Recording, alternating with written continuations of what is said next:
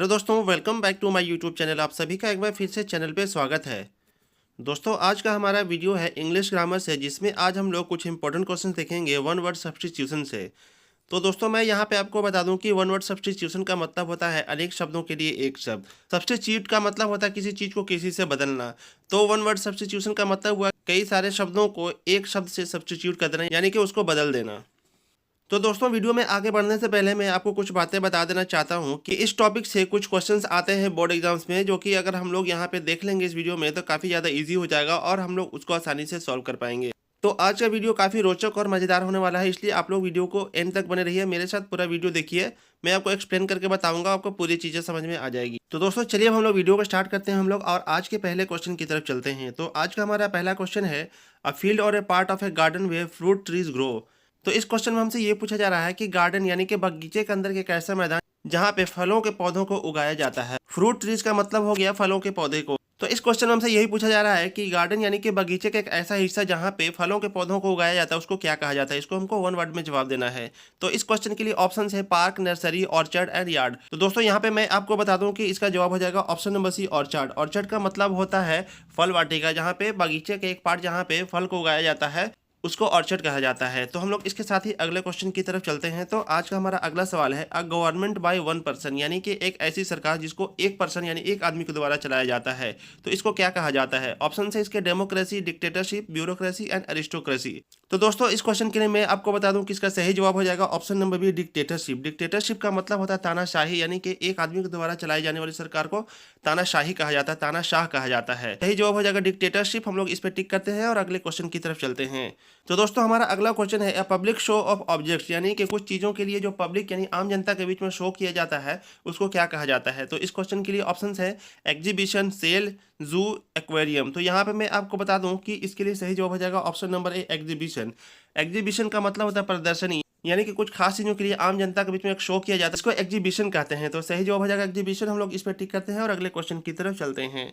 तो दोस्तों, आज के वीडियो का हमारा अगला सवाल है, persons living at the same time, यानी कि कुछ ऐसे लोग जो कि सेम टाइम में रहते हैं उनको क्या कहा जाता है। तो इस क्वेश्चन के लिए ऑप्शन है कलीग्स, कॉन्टेम्पोररीज, एंसेस्टर्स एंड फोरफादर्स। तो यहाँ पे मैं आपको बता दूं कि इसका जवाब हो जाएगा ऑप्शन नंबर बी, कंटेम्प्रेरीज। तो कंटेम्प्रेरीज का मतलब मैं आपको बताता हूँ कि इसका मतलब होता है समकालीन, यही के एक ही काल में रहने वाले आदमी, यानी एक ही समय में रहने वाले आदमी।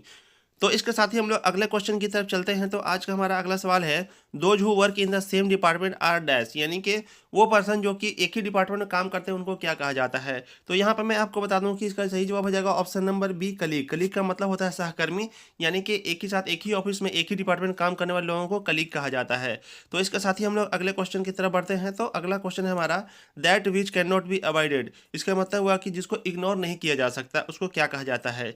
तो इस क्वेश्चन के लिए मैं ऑप्शन आपको बता देता हूँ। ऑप्शन है इनएविटेबल, इनकम्पेरेबल, इरिपेयरेबल, इनडिस्प्यूटेबल। तो यहाँ पे मैं आपको बता दूं कि इसका सही जवाब हो जाएगा ऑप्शन नंबर है इनएविटेबल। इनएविटेबल का मतलब होता है, मैं आपको बता देता हूँ, अनिवार्य या फिर अपरिहार्य।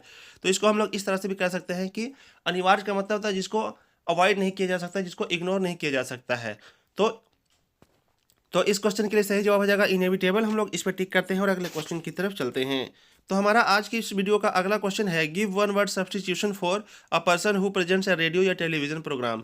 तो इस क्वेश्चन में यही पूछा जा रहा है कि हमें इस सेंटेंस के लिए वन वर्ड सब्स्टिट्यूशन देना, यानी कि एक ऐसा आदमी जो रेडियो या टेलीविजन के प्रोग्राम को करता है उसको क्या कहा जाता है। तो इस क्वेश्चन के लिए ऑप्शन है astronaut, anthropologist, anchor and Archer. तो आप लोग जानते ही होंगे जो टीवी पे प्रोग्राम दिखाते हैं, न्यूज़ वगैरह दिखाते हैं, तो उनको एंकर कहा जाता है। तो यहाँ पे सही जवाब हो जाएगा ऑप्शन नंबर सी, एंकर। हम लोग इस पे टिक करते हैं और अगले क्वेश्चन की तरफ चलते हैं। तो आज के इस वीडियो का हमारा अगला क्वेश्चन है, one who dies for a noble cause is a dash, यानी कि एक ऐसा आदमी जो किसी महान काम के लिए मर जाता है उसको क्या कहा जाता है। तो इस क्वेश्चन के लिए ऑप्शन है मार्टियर, पैट्रियट, मर्सिनरी, रॉबर। तो यहाँ पे मैं आपको बता दूं कि इसका जवाब हो जाएगा option number A, martyr. Martyr का मतलब होता है शहीद। शहीद का मतलब आप लोग जानते होंगे जो किसी जंग वगैरह में या फिर किसी देश के लिए कुर्बान हो जाते हैं, किसी महान काम के लिए कुर्बान हो जाते हैं, अपनी जान दे देते हैं, उनको शहीद कहा जाता है। तो सही जवाब हो जाएगा ऑप्शन नंबर ए, मार्टियर। इस पर हम लोग टिक करते हैं और अगले क्वेश्चन की तरफ चलते हैं।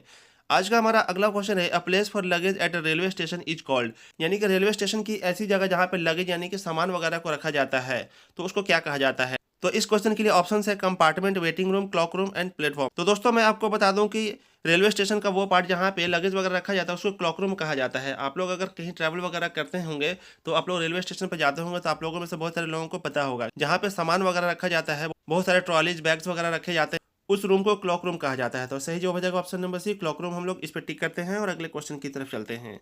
तो दोस्तों आज के इस वीडियो का हमारा अगला सवाल है, give one word substitution for fit to be chosen. तो इस सेंटेंस के लिए हमें वन वर्ड सब्स्टिट्यूशन देना है, यानी कि फिट टू बी चूजन।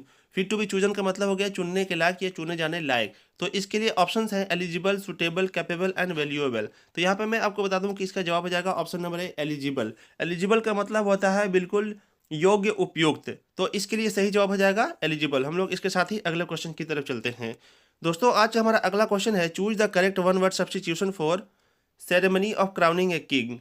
तो दोस्तों यहाँ पे मैं आपको बता दूं कि ceremony of crowning a king का मतलब हुआ किसी राजा को ताज पहनाने के लिए जो सेरेमनी यानी कि जो समारोह किया जाता है उसको क्या कहा जाता है। तो इस क्वेश्चन के लिए ऑप्शन है कॉकेट, डेमागोग, कोरोनेशन एंड डेप्रिशिएट। तो यहाँ पे मैं आपको बता दूं कि ऑप्शन नंबर सी सही हो जाएगा, कोरोनेशन। कोरोनेशन का मतलब होता है राज्य तिलक या फिर राज्य अभिषेक। तो इस क्वेश्चन में यही पूछा जा रहा था कि जो राजा को जो ताज पहनाया जाता है किसी राज्य में राजा बनने पर, उस समारोह को क्या कहा जाता है। तो उसको कोरोनेशन कहा जाता है। आप लोग याद कर लीजिएगा। इसके साथ ही हम लोग अगले क्वेश्चन की तरफ चलते हैं। अगला क्वेश्चन है, choose the correct meaning of out of question.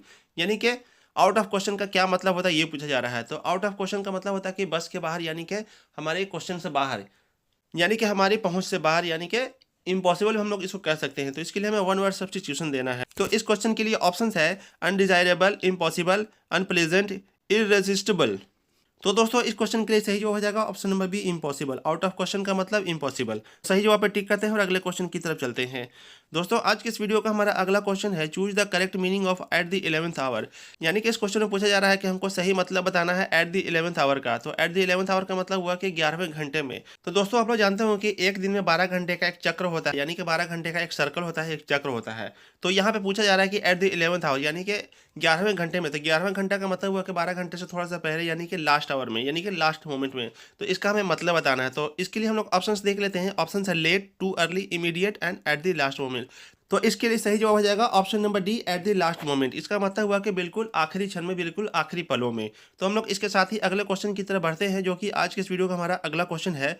तो ये क्वेश्चन है, choose the correct meaning of to hold one's tongue. तो इसमें पूछा जा रहा है कि करेक्ट मीनिंग हमको बताना है टू होल्ड वंस टंग, यानी कि किसी की जबान को रोक करके रखना, यानी कि किसी की जबान को, किसी के मुंह को बंद करना। तो इसके लिए हम लोग जल्दी से ऑप्शंस देख लेते हैं। To support, to insult someone, to interfere, to keep quiet.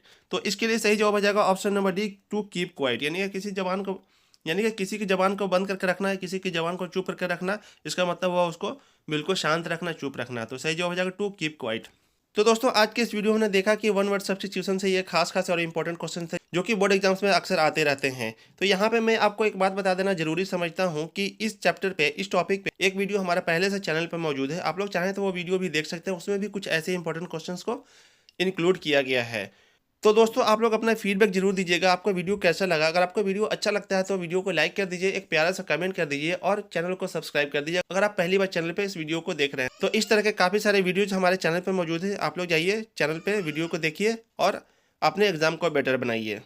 तो दोस्तों यहाँ तक वीडियो देखने के लिए आपका बहुत बहुत धन्यवाद। हम आपसे मिलेंगे अगले वीडियो में, तब तक के लिए थैंक यू सो मच, धन्यवाद, जय हिंद।